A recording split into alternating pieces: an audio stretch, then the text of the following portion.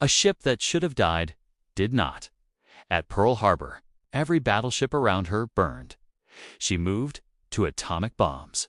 She floated her own navy, spent 4.5 hours trying to sink her, and even then, she made them work for it. For 72 years, no one knew where she was until one sonar signal changed everything. And what they found on that ocean floor, the orange paint, the tank still sitting on her deck, tells a story that no history book ever finished. The question is not how she survived.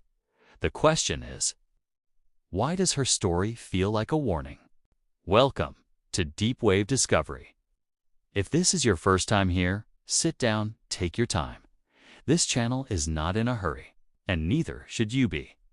Now, a small request. If you know that subscribe button sitting right below this video, think of it like a good neighbor knocking on your door once a week, not to bother you, but to bring you something worth your time. If you are someone who has lived long enough to know that real wisdom comes quietly, not loudly, then hit that button, because the stories on this channel are built for people who think slowly and deeply. And before we begin, drop a comment right now.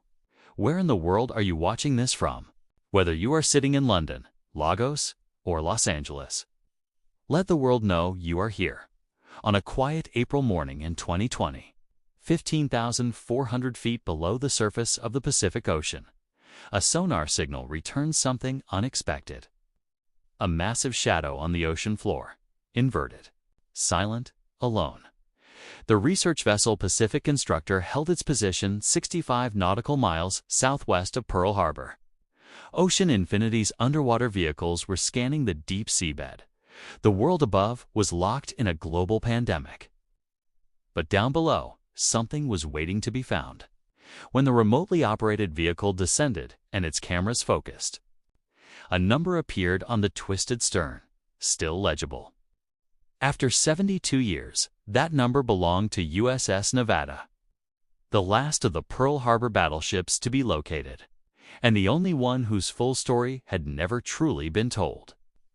To understand why her discovery matters, one must go back to where she began. Nevada launched on July 11, 1914, at Four River Shipyard in Quincy, Massachusetts. She was 583 feet long. She displaced 27,500 tons. But her real significance was not her size. She was the first American battleship powered entirely by oil. In 1914, that was not a small detail. That was a revolution. Every competitor was still burning coal. Nevada was already operating on the fuel of the future. She was, in the language of modern business, a first mover, designed not just for the wars of her time, but for the wars that were coming. Her main battery carried 10 14-inch guns. Her turbines generated 26,500 shaft horsepower. She could push herself to 20.5 knots. For her era, she was not just a warship, she was a statement. By December 1941, Nevada was 27 years old. The Navy considered her outdated, slower than newer battleships, less capable than modern designs. In any rational analysis, she was a ship approaching the end of her useful life. And then, Pearl Harbor happened. On the morning of December 7, 1941, Japanese torpedo bombers arrived at 7:55 a.m. Battleship Row was caught completely off guard. One by one, the great ships of the Pacific Fleet were burning, capsizing, sinking into the harbor mud. But Nevada was doing something no other battleship that morning could do. She was moving. Single decision made earlier that morning. To light a second boiler for routine operations gave her enough power to get underway. And her crew used it. Under fire, under bombs, under a sky filled with enemy aircraft. She was already shooting back before her lines were even cast off, or attacking planes were brought down by her gunners before she cleared her berth. That detail alone tells you everything about the crew aboard her. Most ships that take a torpedo and 6 bombs and still manage to beach themselves without sinking are considered lucky. Nevada was not lucky. She was built differently, and what happened next is not a story of repair. It is a story of reinvention. On February 12, 1942, salvage teams pulled Nevada out of the harbor mud at Hospital Point. She had been sitting there, partially submerged, fires long extinguished. Crew gone, looking by every visible measure, like a ship that had already lost. But the United States Navy looked at her and saw something else entirely. Raw material. They sent her to Puget Sound Naval Shipyard. And for the next 8 months, they did not simply fix what was broken. They rebuilt what existed into something the original designers never imagined. The old guns came out. 16 modern 5-inch 38 caliber dual-purpose weapons went in.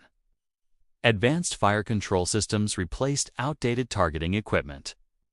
Anti-aircraft guns were packed across her superstructure until she barely resembled the ship that had sailed into Pearl Harbor. When Nevada emerged from Puget Sound in late 1942, she was unrecognizable. Not restored, transformed. And here is where the business lesson becomes impossible to ignore.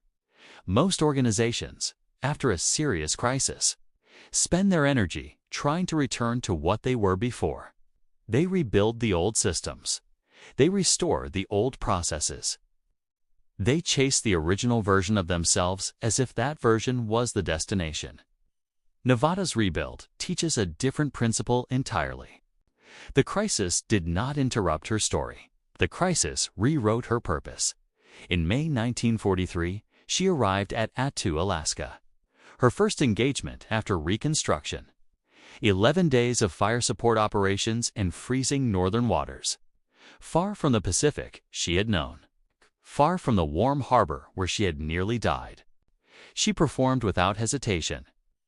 Then came the assignment no one expected. Nevada was sent to Europe, a Pacific battleship, crossing the Atlantic to fight a completely different war. Against a completely different enemy. On terrain she had never been designed for. June 6, 1944, Normandy, as Allied forces hit the beaches of Utah. Nevada's guns opened fire on German defensive positions. Commanders later described her fire as incredibly accurate. Some of her targets were just 600 yards from Allied front lines. That is not standard bombardment range. That is surgical. That is a crew operating at the absolute edge of their capability, under conditions that demanded perfection. One miscalculation, and Allied soldiers die from friendly fire. Nevada did not miscalculate, not once. Then came Operation Dragoon. August 1944, the invasion of southern France. Nevada faced a German fortress the Allied forces called Big Willie. 4 340mm guns, heavily reinforced concrete positions. Built to outlast naval bombardment, Nevada engaged it directly, and won. She then turned around and sailed back into the Pacific. Iwo Jima, Okinawa. Task Force 54. 3 weeks of continuous shore bombardment. Closing to within 600 yards of enemy positions, absorbing a kamikaze strike that killed 11 of her crew, taking shore battery fire that killed 2 more. By the end of World War II, Nevada had earned 7 battle stars. Across 2 oceans, against 2 entirely different enemies. In theaters she was never originally designed to enter. The strategic lesson embedded in her second chapter is this. Resilience alone does not create longevity. Adaptability does. Nevada did not survive the post-war era because she was tough. She survived because after every hit, after every rebuilding, she expanded her capability beyond her original design parameters. She went where she was needed. She performed tasks she was never built for. She fought enemies her designers never anticipated, and she won. The organizations that survive disruption are rarely the ones that simply endure. They are the ones that use the disruption as a design brief. and build something the original version could never have been. Nevada understood that. 15,000 feet below the Pacific, her rebuilt hull still carries the evidence. There is a particular kind of danger that no one warns you about. It is not the danger of being destroyed by your enemies. It is the danger of surviving so completely that you become a problem. USS Nevada had reached that point, and what happened next is perhaps the strangest chapter in the entire history of naval warfare. The year was 1946. World War II was over. The enemies were defeated. The oceans were quiet. The flags were raised over ruined cities across 2 continents. But a new question was forming inside the minds of military planners in Washington. What does an atomic bomb actually do to a fleet of warships? No one knew. Not precisely, not scientifically, not in a way that could be measured, documented, and used to build the next generation of naval strategy. So the United States Navy organized an answer. They called it Operation Crossroads. The location, Bikini Atoll, a remote collection of islands in the Marshall Islands. Clear water, open ocean, far from everything. The concept was simple. Assemble a target fleet. Detonate nuclear devices. Measure the destruction. And for the ship they wanted at the absolute center of the blast radius, they chose Nevada.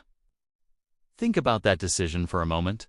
Of all the ships available, of all the vessels that could have been positioned as the primary target, they chose the Pearl Harbor survivor, the ship that had fought at Normandy, the ship that had dueled German fortresses and won, the ship that had absorbed a kamikaze strike and kept fighting.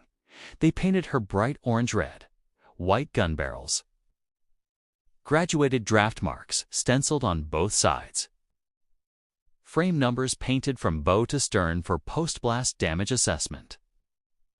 4 M26 Pershing tanks were loaded onto her deck as secondary test subjects. She was not a warship anymore. She was a measuring instrument, a target dressed in orange, sitting alone in the Pacific, waiting for the atomic age to arrive. Test Able, July 1, 1946. A B-29 bomber carried a Fat Man-type plutonium device. 23 kilotons of yield. It dropped from altitude, descended toward Nevada, and missed by half a mile. The device detonated 518 feet overhead. The blast wave rolled across the target fleet. Ships around Nevada were damaged. Some were sunk. Nevada floated, intact, upright, structurally sound. The most powerful weapon humanity had ever built missed its orange target, and the orange target refused to sink anyway. Test Baker, July 25, 1946. This time, the device was placed 90 feet below the surface, an underwater detonation. The explosion drove a column of water and vaporized coral thousands of feet into the air, throwing radioactive spray across every ship in the target fleet. The shockwave traveled through the water itself, hitting hulls from below, from every direction simultaneously. Ships capsized, ships flooded. Ships that had survived Test Able did not survive Test Baker. Nevada was still afloat, still technically operable, contaminated beyond safe human exposure, but structurally, impossibly present. And here is where the paradox reveals itself. 2 atomic bombs could not sink her, but they had done something perhaps more damaging than sinking. They had made her untouchable, not in glory, not in honor. In radiation, Nevada was towed to Quail, then back to Pearl Harbor. Decontamination attempts failed. The radioactive material had penetrated too deeply into her metal, her paint, her structure. On August 29, 1946, the Navy decommissioned her, not because she was broken, not because she had failed any test, but because the system that built her no longer knew what to do with something that refused to be destroyed. This is the paradox that business history repeats. In every generation, There are enterprises, organizations, and individuals who survive every disruption thrown at them. Market crashes, industry collapses, technological displacement. They endure. They adapt. They emerge still standing. And then, the very institutions that once relied on them find them inconvenient, too resilient to ignore, too contaminated by history to repurpose cleanly, too expensive to maintain, too dangerous to simply release. Nevada survived 2 atomic blasts and was rewarded with decommissioning. She had outlasted her usefulness in the eyes of those who once needed her most. Survival without a renewed sense of purpose is not victory. It is a slow waiting room. And for Nevada, the waiting room had a door at the end. That door opened in July 1948, and what walked through it was not an enemy. It was her own Navy, coming to finish what 2 atomic bombs could not. There is a moment in the life of every great institution, every great enterprise, every great individual, when the world decides it is finished with them. Not because they failed, not because they broke, but because the people who once needed them simply moved on. For USS Nevada, that moment arrived on a quiet morning in July 1948, and it was not quiet for long. The orders were straightforward. Nevada was to be used as a target vessel for weapons testing. One final mission, positioned 65 nautical miles southwest of Pearl Harbor. She sat in open water, orange paint still visible on her hull, frame numbers still stenciled on her sides from the atomic tests, M26 Pershing tanks still sitting on her deck. She looked exactly like what she was. A ship that had survived everything and was now being asked to absorb one final chapter. USS Iowa moved into position alongside her. Then came the cruisers: USS Springfield, USS Astoria, USS Pasadena. 14 warships in total, 60 aircraft above, and they opened fire. 27 16-inch shells fired from Iowa alone, 113 6-inch shells, 147 5-inch shells, 287 total rounds, delivered in 20 minutes. The ocean around Nevada churned white with explosions. Shell after shell tore into her hull. Fire broke out across her decks. Smoke rose from her superstructure. And after 20 minutes of continuous bombardment, Nevada was still afloat. 4.5 hours passed. The fleet regrouped. Aircraft made additional runs. More shells, more bombs, more fire. She absorbed it all. The ship that her own Navy had declared obsolete in 1941 was now forcing 14 warships and 60 aircraft to work for 4.5 hours just to put her under. Finally, aircraft made 5 aerial torpedo runs. The torpedoes opened her sides below the waterline. Flooding began. 1 minute after the last torpedo hit, Nevada began her final descent. Stern first, slowly, as if even in sinking, she refused to hurry. She slipped beneath the surface and disappeared into 15,400 feet of Pacific darkness. Her location was not formally recorded. The Navy moved on, and for 72 years, no one knew exactly where she rested. Then came April 2020. A global pandemic had locked the world above the surface, but 65 nautical miles southwest of Pearl Harbor, Ocean Infinity's autonomous underwater vehicles were descending, mapping, scanning, searching. Dr. James Delgado coordinated remotely from Search Incorporated's operations center. The multi-beam sonar returned a massive shadow. Inverted hull, debris field stretching hundreds of feet. 4 main battery turrets lying separate, fallen off when she capsized during her final sinking. The remotely operated vehicle descended for visual confirmation, and the cameras found something that stopped everyone in that operations center completely still. Hull number 36, still visible on the twisted stern. Patches of orange paint, still clinging to the metal after 7 decades. Frame numbers still legible on her sides, and sitting on her inverted deck, exactly where it had been placed in 1946. 1 M26 Pershing tank, undisturbed, silent, still on duty, on May 11, 2020. The discovery was announced publicly. The United States Navy and Search Incorporated issued official confirmation. The last of the Pearl Harbor battleships had been found. But here is what Nevada's final chapter teaches. To every entrepreneur, every business leader, every organization, that is paying attention. Nevada was declared outdated in 1941. She responded by fighting in 2 oceans. She was rebuilt after near destruction and emerged more capable than before. She survived weapons that sank everything around her. She was abandoned by the very institution she had served, and spent 72 years in darkness, unknown, unvisited, unacknowledged, and yet the evidence of everything she had done was still there. Hull numbers still legible, orange paint still present, tank still on deck. The record does not disappear simply because no one is looking at it. The hardest truth in business is not that great enterprises get destroyed by competitors. It is that great enterprises are most often abandoned by the very institutions, markets, and systems they helped build. Nevada did not fail. Nevada was not defeated. Nevada was executed by the organization she had served across 2 oceans, 2 wars, and 2 atomic blasts. And even then, made them spend 4.5 hours and every weapon they had just to finish the job. That is not a story about a warship. That is a warning.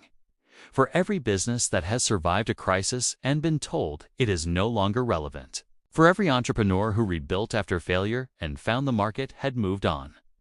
For every organization that outlasted disruption only to be abandoned by its own industry. The lesson is not to fight harder. The lesson is this: build something so undeniable that even after 72 years of silence, the evidence of what you did is still visible on the hull. Hull number 36, still legible. 15,400 feet below the surface, in absolute darkness, telling its story. To anyone willing to descend far enough to listen.